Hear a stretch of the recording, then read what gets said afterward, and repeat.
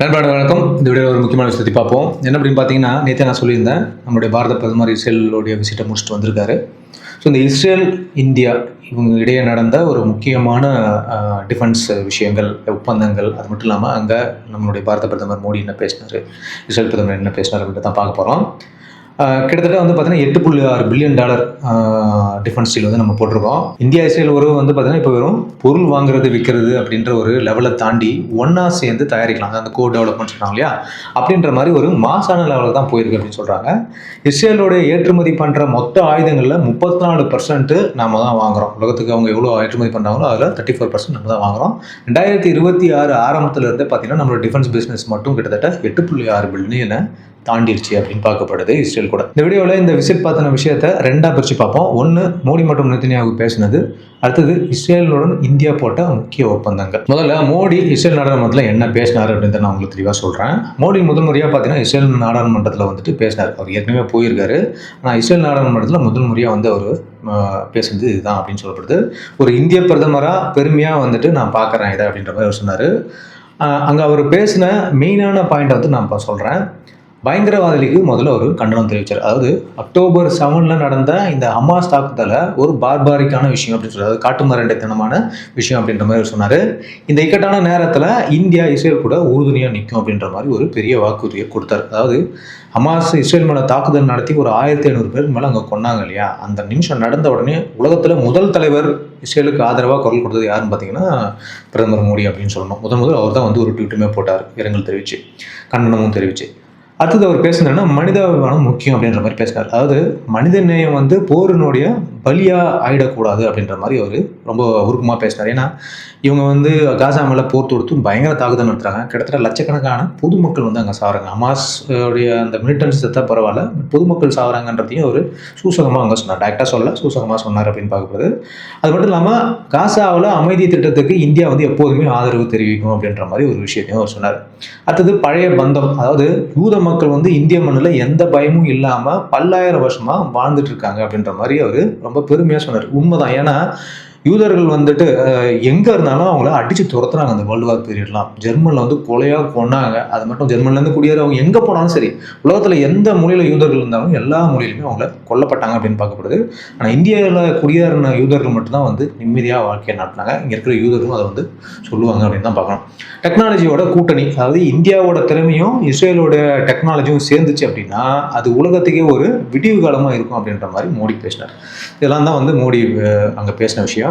நெத்தன்யாகு வந்து இந்தியாவை பற்றி என்ன சொன்னார் அப்படின்னாக்கா, இஸ்ரேல் பிரதமர் நெத்தன்யாகு மோடியை வரவேற்று பேசுனது எல்லாமே வந்து ரொம்ப சென்டிமெண்டலான டச் அப்படின்னு பார்க்கணும். ஏன்னா அந்த ஸ்பீச் வீடியோ நீங்கள் பார்த்தீங்கன்னா தெரியும், அவர் பேசும்போதே அவர் கண்ணுலேருந்து தண்ணியே வந்துடும் பொழுது அந்தளவுக்கு ரொம்ப ஒரு இந்தியா வந்து தன்னுடைய சொந்த நாடு மாதிரி நினச்சி தான் அவர் வந்து பேசினார் அப்படின்னு பார்க்கப்படுது. நண்பன் இல்லை என்னோட தம்பி அப்படின்ற மாதிரி சொன்னார். அதாவது நரேந்திரா, நீங்கள் வெறும் நண்பர் மட்டும் கிடையாது, நீங்கள் என்னுடைய சகோதரர் அப்படின்ற மாதிரி உருக்கமாக வந்து நெத்தன்யாகு பேசினார். மோடியோட ஹக், ஏன்னா மோடி பொறுத்த வரைக்கும் பார்த்தீங்கன்னா எல்லாரையும் போய் கட்டி பிடிப்பார் இல்லையா, அந்த மாதிரி உலகம் முழுக்க மோடி ஹக் வந்து ரொம்ப ஃபேமஸ். அந்த கட்டிப்பிடி வைத்தியம் வந்துட்டு வெறும் நடிப்பு கிடையாது, உண்மையாக வந்து மனசுலேருந்து வரக்கூடிய ஒரு அன்பு அப்படின்ற மாதிரி அவர் ரொம்ப டச்சிங்காக பேசினார். அடுத்தது வந்து ராட்சத சக்தி அப்படின்னு சொன்னார். இந்தியா அதாவது ஜெயின்ஜாண்டிக்கான ஒரு பவர் அப்படின்ற மாதிரி சொல்றாரு. இந்தியா ஒரு மகாசக்தி அப்படின்ற மாதிரி போது தன்னார். நாங்களும் ஒரு ஜெயின்ஜாண்டிக் பவர் தான், ஆனால் சின்ன பவர், பட் இந்தியா வந்து பெருசு அப்படின்ற மாதிரி அந்த விஷயத்தில் அவர் வந்து ஷேர் பண்ணார். இந்த ரெண்டு நாட்டோட கூட்டணி வந்துட்டு சேர்ந்துச்சு அப்படின்னா ஒரு அயன் அலையன்ஸாக இது இருக்கும், அதாவது இரும்பு கோட்டை மாதிரி ஒரு அலையன்ஸ் இது இருக்கும் அப்படின்ற மாதிரி ஒரு வார்த்தையும் அவர் பயன்படுத்தினார். அதுக்கப்புறம் இந்தியாவுக்கு வந்து அவர் நன்றி சொன்னார். அதாவது இந்த காசா இஸ்ரேல் வாரில் வந்து பார்த்தீங்கன்னா மற்ற நாடுகள்லாம் இஸ்ரேலை பயங்கரமாக விமர்சனம் பண்ணும்போது இந்தியா வந்து எங்களுக்கு உறுதுணையாக நின்னது வந்து எங்களுக்கு மிகப்பெரிய சந்தோஷம், நான் அவங்களுக்கு மிகப்பெரிய நன்றியை சொல்லிக்கிறேன் அப்படின்ற மாதிரி சொன்னார்.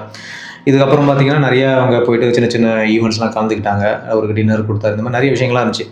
ஓகே, ஸோ இதெல்லாம் தான் வந்து மோடியோட விசிட்டில் நடந்த சில விஷயங்கள். இப்போது பிரதமர் மோடி இந்த ஹிஸ்டாரிக் இஸ்ரேல் விசிட்டில் மொத்தம் 16 முக்கியமான ஒப்பந்தங்கள் வந்துட்டு கையெழுத்தாச்சு அப்படின்னு சொல்கிறாங்க. இது போக 11 முக்கிய அறிவிப்புகள் வந்து வெளியாயிருக்கு அப்படின்னு பார்க்க, கிட்டத்தட்ட மொத்தமாக 27 அவுட்கம்ஸ் வந்து கிடச்சிருக்கு. முதல்ல ஒன்று என்ன அப்படின்னு பார்த்தீங்கன்னா இந்த ஃபின்டெக் அண்ட் டிஜிட்டல் பேமெண்ட்ஸ், அதாவது இந்த பணப்பரிமாற்றம் இல்லையா, யூபிஐ பொறுத்த வரைக்கும் பார்த்தீங்கன்னா, இந்த இஸ்ரேலும் இதுக்குள்ள வந்துருச்சு அப்படின்னு சொல்றாங்க. இந்தியாவோடைய யூபிஐயும் இஸ்ரேலோடைய மாஸ்பா அப்படின்னு சொல்றாங்க. எம்ஏஎஸ்ஏவி அப்படின்னு சொல்லக்கூடிய ஒரு சிஸ்டம். இந்த சிஸ்டம் 2ம் இணைஞ்சு ஒண்ணா வேலை செய்யும் அப்படின்னு பார்க்கப்படுது. அங்க போற நம்ம ஊர் ஆட்கள், அதாவது வேலைக்கு போறாங்க, நிறைய கன்ஸ்ட்ரக்ஷன் எம்ப்ளாயீஸ் அங்க வேலை செய்றாங்க. ஏன்னா அங்க பாலஸ்தீனியர்கள் தான் வேலை செஞ்சிருந்தாங்க. அவங்க எல்லாரையுமே அவங்க அனுப்பிச்சுட்டு இப்போ இந்தியன்ஸ் தான் மேஜரா வந்துட்டு அங்க ஒர்க் பண்றாங்க. ஸோ இவங்கலாம் வந்து பேமெண்ட்ஸ் அனுப்புறது, இந்தியாவுக்கு அனுப்புறதுக்கோ இல்லை மற்ற பேமெண்ட் சிஸ்டம் அங்கே யூஸ் பண்ணுறதுக்கோ வந்து இது வழிவகை செய்யும் அப்படின்னு பார்க்கப்படுது. அடுத்தது விவசாயம் மற்றும் மீன்வளம். அதாவது விவசாய புரட்சி அப்படின்னு சொல்லக்கூடியது, அது India Israel agriculture innovation centre அப்படின்னு சொல்லிட்டு ஒன்று அமைக்க போகிறாங்க அப்படின்னு பார்க்கப்படுது. இதில் சேட்டலைட் மூலிமா தண்ணி பாய்ச்சறது, சேட்டலைட்லேருந்து தண்ணி பாய்ச்சறதில்ல, சேட்டலைட் மூலிமா அதை மானிட்டர் பண்ணி எப்படி தண்ணி பாய்ச்சலாம் அப்படின்ற மாதிரி ஒரு விஷயம். அடுத்தது பூச்சிக்கொல்லியை வந்துட்டு மேலாண்மை பண்ணுறது. ஏன்னா அக்ரிகல்ச்சரில் டெக்னாலஜியில் யூஸ் பண்ணக்கூடிய சிறந்த நாடு யார் அப்படின்னு பார்த்தீங்கன்னாக்கா இஸ்ரேல் அப்படின்னு பார்க்கப்படுது. அங்கே இருக்கக்கூடிய அந்த பாலைவன பகுதியிலே அவங்க வந்து விவசாய நிலமாக மாற்றி நிறைய பண்ணுறாங்க. ஸோ இதனால் இவங்க கூட கூட்டணி வைக்கிறது நமக்கு ரொம்ப நல்லது. அடுத்தது அதிநவீன மீன் வளர்ப்பு. கடல்லே வந்துட்டு எப்படி மீன் வளர்க்குறது, அது மட்டும் இல்லாமல் இந்த பாசிகள்லாம் எப்படி வளர்த்து பண்ணுறது, இந்த மாதிரியான டெக்னாலஜிலாம் இஸ்ரேல் வந்து நமக்கு தரப்போகிறாங்க அப்படின்னு பார்க்கப்படுது. அடுத்தது இந்த லேபர் வந்து மொபிலிட்டி பண்ணுறது. அதாவது 3 முக்கிய ஒப்பந்தங்கள் வந்து இதில் நடந்திருக்கு அப்படின்னு சொல்லப்படுது. ஒன்று வந்து இந்த கட்டுமானம் மட்டும் இல்லாமல் காமர்ஸ், வணிகம் இருக்கு இல்லையா, அது அப்புறம் வந்து மேனுஃபேக்சரிங் செக்டர், அது மட்டும் இல்லாமல் இந்த உணவுத்துறை, இந்த ரெஸ்டாரண்ட் செக்டர்லாம் கிட்டத்தட்ட 50,000க்கும் மேற்பட்ட இந்தியர்கள் வந்து வேலைக்கு எடுத்துக்கிறோம் அப்படின்ற மாதிரி இஸ்ரேல் வந்து ஒதுக்கியிருக்காங்க. இஸ்ரேல் வந்து ரொம்ப ஒரு குட்டி நாடு. அங்கே வந்து பெரிய வேலைவாய்ப்புகள்லாம் நம்ம வாய்ப்பு தேடிலாம் போக முடியாது. ஒரு யுஏஇ மாதிரியோ துபாய் மாதிரியோ இல்லை நார்மலாக சவுதி அரேபியா மாதிரி பெரிய நாடு கிடையாது. அது ஒரு சின்ன நாடு அப்படின்னு சொல்கிறோம். ஸோ அதனால் வேலைவாய்ப்புகள் அங்கே கொஞ்சம் கம்மி தான். பட் அங்கே போகிறதுனால டெக்னாலஜி ஓரியன்டாக நம்ம வந்து நிறைய லேர்ன் பண்ணிக்கலாம் அப்படின்னு பார்க்கப்படுது. அடுத்தது வந்து தொழில்நுட்பம் மற்றும் பாதுகாப்பு. அதாவது இந்த ஏஐ, அப்புறம் வந்து சைபர் செக்யூரிட்டி, இது சம்மந்தமாக ஒரு தனி எக்ஸலன்ஸ் சென்டர் மற்றும் ஆர்டிஃபிஷியல் இன்டெலிஜென்ஸ் மூலமாக இயங்கக்கூடிய ஸ்கூல் பாடங்களையும் வந்துட்டு எப்படி மேம்படுத்தலாம் அப்படின்ற மாதிரி ஒரு ஒப்பந்தமும் போட்டிருக்காங்க. அடுத்தது இந்த கனிமங்களை வந்து தேடுறது, அதாவது பூமிக்கு அடியில் இருக்கக்கூடிய தங்கம், அப்புறம் லித்தியம், இது மாதிரியான ரேர் எர்த் மினரல்ஸ் நிறைய எல்லாத்தையுமே வந்து பார்த்தீங்கன்னா ஏஐ மற்றும் ஜியோஃபிசிக்கல் டெக்னாலஜியை வச்சு கண்டுபிடிக்கிறதுக்கான ஒப்பந்தம் வந்து இவங்க போட்டிருக்காங்க அப்படின்னு பார்க்கப்படுது. அதுக்கடுத்து பார்த்தீங்கன்னா கல்வி மற்றும் கலாச்சாரம் அப்படின்னு சொல்கிறாங்க. இந்த நாலந்தா யூனிவர்சிட்டி இல்லையா, அதாவது நாலந்தா டு ஜெருசலம் அப்படின்னு சொல்கிறாங்க. பீகாரில் இருக்கக்கூடிய இந்த நாலந்தா பல்கலைக்கழகமும் ஜெருசலத்தினுடைய ஹர்பி பல்கலைக்கழகமும் சேர்ந்து ஆராய்ச்சி பண்ண போகிறாங்க அப்படின்னு சொல்லப்படுது. அடுத்தது பார்த்தீங்கன்னா நார்மலாக இந்த கலாச்சார பரிமாற்றம், இந்த மாதிரியான விஷயங்கள்லாம், அதாவது 2026லேருந்து 29 வரைக்கும் ஒரு அக்ரிமெண்ட் போட்டிருக்காங்க. இசை, நடனம், நாடகம்னு சொல்லிட்டு அடுத்த ஒரு 3 வருஷத்துக்கு 2 நாடுகளும் வந்து கலை நிகழ்ச்சிகளை நடத்த போகிறாங்க அப்படின்னு சொல்லப்படுது. அடுத்து பார்த்தீங்கன்னா இன்ஃப்ராஸ்ட்ரக்சர் மற்றும் ஃபினான்ஸு. லோத்தல் கடல்சார் அருங்காட்சியகம் சொல்லிட்டு ஒன்று இருக்குது. இது வந்து குஜராத்தில் வந்து பார்த்தீங்கன்னா லோத்தல் கடல்சார் அருங்காட்சியகம் சொல்லிட்டு ஒரு விஷயம் இருக்குது. இதை மேம்படுத்துறதுக்கு இஸ்ரேல் வந்து உதவ போகிறாங்க அப்படின்னு பார்க்கப்படுது. அடுத்தது பார்த்தீங்கன்னா நிதி சந்தை இருக்கு இல்லையா, அதாவது இந்த ஃபினான்ஷியல் சைபர் செக்யூரிட்டி. இந்தியாவோட ஐஎஃப்எஸ்சிஏ மற்றும் இஸ்ரேலோடைய செக்யூரிட்டி அத்தாரிட்டி 2 பேரும் சேர்ந்து இந்த நிதி மோசடிகளை எப்படி தடுக்கிறது அப்படின்ற மாதிரியான ஒரு விஷயத்துக்கும் ஒப்பந்தம் பண்ணியிருக்காங்க அப்படின்னு பார்க்கப்படுது. இன்றைக்கி நிறைய நமக்கு வந்து இந்த மாதிரியான சைபர் குற்றங்கள் அதிகமாகிட்டு வருது. ஸோ அதை தடுக்கிறதுக்கு இந்த ஒரு அக்ரிமெண்ட் உதவி பண்ணும் அப்படின்னு பார்க்குறோம். அடுத்தது வர்த்தகம், மத்தியஸ்தம். இது ரொம்ப முக்கியமான விஷயம். என்ன அப்படின்னு பார்த்தீங்கன்னா, பிஸ்னஸில் 2 நாட்டுக்கும் இடையே ஏற்படக்கூடிய பிஸ்னஸில் ஏதாவது ஒரு பிரச்சனை வந்துச்சு அப்படின்னா இன்டர்நேஷனல் கோர்ட்டுக்கு போகாமல் பேசி தீர்த்துக்கிறது மாதிரியான ஒரு ஒப்பந்தமும் இதில் வந்திருக்கு அப்படின்னு பார்க்கப்படுது. ஸோ இதெல்லாம் தான் வந்து நார்மலாக நம்ம போட்டிருக்கக்கூடிய ஒரு விஷயங்கள். இப்போ வர்றது தான் முக்கியமான விஷயம். என்ன அப்படின்னு பார்த்தீங்கன்னா டிஃபென்ஸினுடைய அக்ரிமெண்ட்ஸு. அதாவது வான்வழி பாதுகாப்பு, நம்மளுடைய மிசைல் பலம், இது 2த்தையும் வந்து பலப்படுத்த போகிறாங்க அப்படின்னு சொல்லப்படுது. நம்ம ஒரு டிஆர்டிஓவும் இஸ்ரேலும் சேர்ந்து தயார் பண்ணின பராக்கெட் ஏவுகணை இருக்கு இல்லையா, ஸோ அதில் சில அப்டேட்லாம் கொண்டு வராங்க. பராக்கெட் ஆல்ரெடி இன்டெக்ட் பண்ணி தான் நம்ம வச்சுருக்கோம். நம்மளுடைய நேவல் ஃப்ளீட்டில் இருக்கக்கூடிய எல்லா டெஸ்ட்ராயர் கப்பல்களுக்கும் பார்த்தீங்கன்னா டிஃபென்ஸ்க்காக பராக்கெட் யூஸ் பண்ணப்படுது. ஸோ அது மட்டும் இல்லாமல் இப்போது $8.7 பில்லியன் மதிப்பிலான ஒரு பெரிய பேக்கேஜை வந்து இந்தியா அப்ரூவ் பண்ணியிருக்கு. இதில் ஸ்பைஸ் 1000 கைடட் பாம்ஸ் இருக்குது. அது மட்டும் இல்லாமல் இந்த rampage air to surface missile, spice 1000ம் சரி, ரேம்பேஜும் சரி, எல்லாமே நம்ம ஆப்ரேஷன் சென்டரில் யூஸ் பண்ணோம். Heron TP drones, searcher drone, அப்புறம் வந்து ஹெம்ஸ் அப்படின்ற மாதிரியான பல அட்வான்ஸ்டு ட்ரோன்களையும் நம்ம இப்போ பயன்படுத்துகிறோம் அவங்ககிட்ட வாங்கி அப்படின்னு சொல்லப்படுது.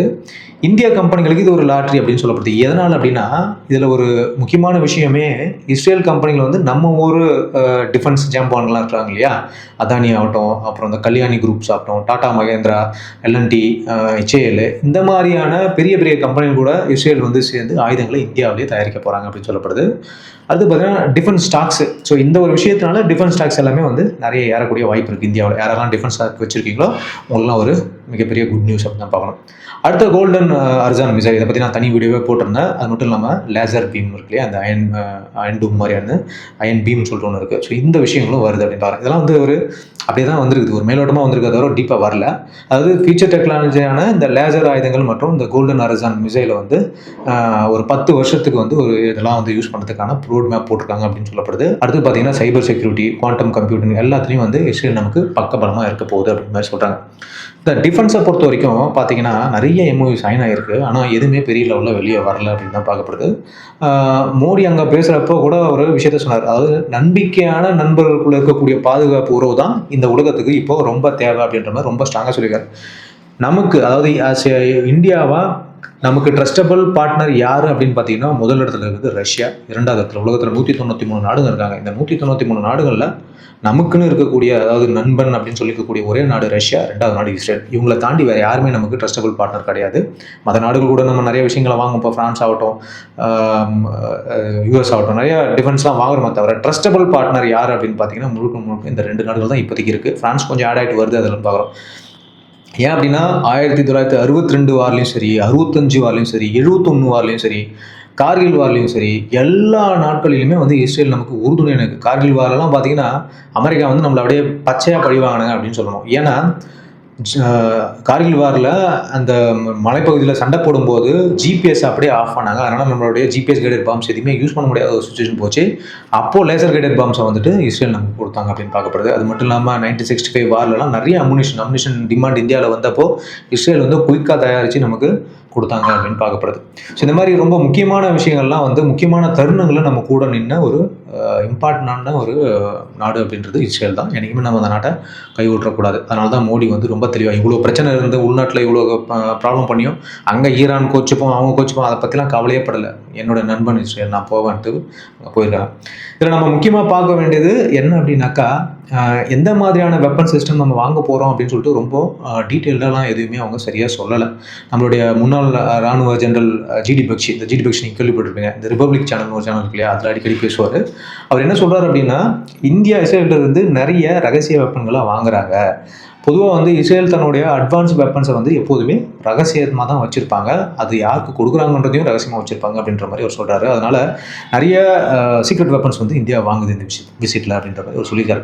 மொத்தத்தில் இந்த விசிட் மூலிமா இந்தியா ஒரு அசைக்க முடியாத இராணுவ சக்தியாக உருவெடுத்து வருது அப்படின்னு பார்க்கப்படுது. இஸ்ரேலோடைய புத்திசாலித்தனமும் இந்தியாவோட உழைப்பும் சேர்ந்துச்சு அப்படின்னா வேறு லெவலில் இருக்கும் அப்படின்னு பார்க்கப்படுது. ஓகே மக்களே, ஸோ இந்த விசிட்டில் நடந்த இன்சிடென்ட்ஸ் எல்லாமே நான் தெளிவாக சொல்லியிருக்கேன். இந்த அக்ரிமெண்ட்ஸை பொறுத்த வரைக்கும் பார்த்தீங்கன்னா நான் சொன்னேன் இல்லையா, இது மாதிரி தான் வந்திருக்கு. ரொம்ப டீப்பாலாம் வரவே கிடையாது. எந்த வெப்பன் சிஸ்டமை நம்ம எவ்வளோ வாங்குகிறோம், எவ்வளோ காசு கொடுத்து வாங்குறோம், எந்த இதுவுமே அவங்க கிளாஸிஃபை பண்ணவே கிடையாது. ரொம்ப சீக்ரெட்டாக வச்சுருக்காங்க அப்படின்றது தான் இங்கே முக்கியமான விஷயமா நம்ம பார்க்குறோம்.